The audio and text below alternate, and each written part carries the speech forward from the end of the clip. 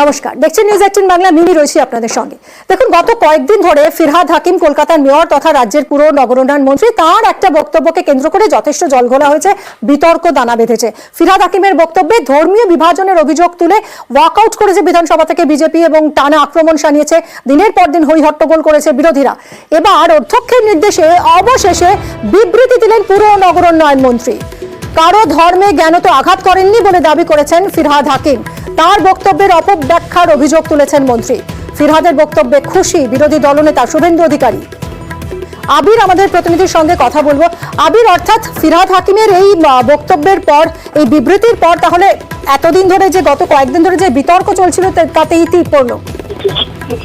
একেবারেই তাই, এবং যে জটিলতা চলছিল সেই জটিলতারও নিরসন হলো, এবং সেই নিদর্শন করলেন হচ্ছে খোদ বিধানসভার অধ্যক্ষ বিমান বন্দ্যোপাধ্যায়। তার কারণ আজকেও ফিরহাদ হাকিমের কাছে প্রশ্ন ছিল, গুরুত্বপূর্ণ প্রশ্ন ছিল বিধানসভার বিজেপির মুখ্য সচেতক শঙ্কর ঘোষের, যদিও সেই প্রশ্ন আসার সাথে সাথেই তিনি উঠে বেরিয়ে চলে যান, একই সঙ্গে বিজেপি বিধায়করাও চলে যান। এই প্রসঙ্গে দেশ ধরেই বিধানসভার অধ্যক্ষ তিনি বলেন যেখানে বিরোধী দলনেতা আজকে হাজির হয়েছেন এবং এই পরিস্থিতিতে দাঁড়িয়ে কি সমস্যা রয়েছে বিধানসভাতে বিবৃতি দিন ফিরহাদ হাকিম।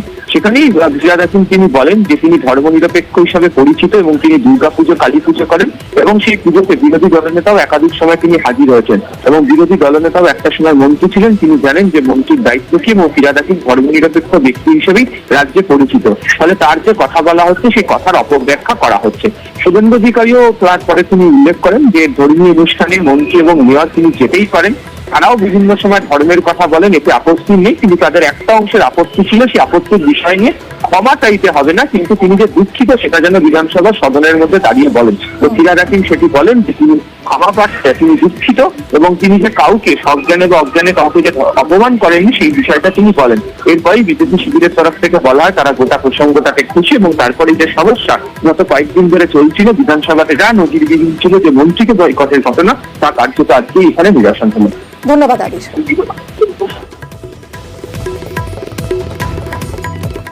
একুশে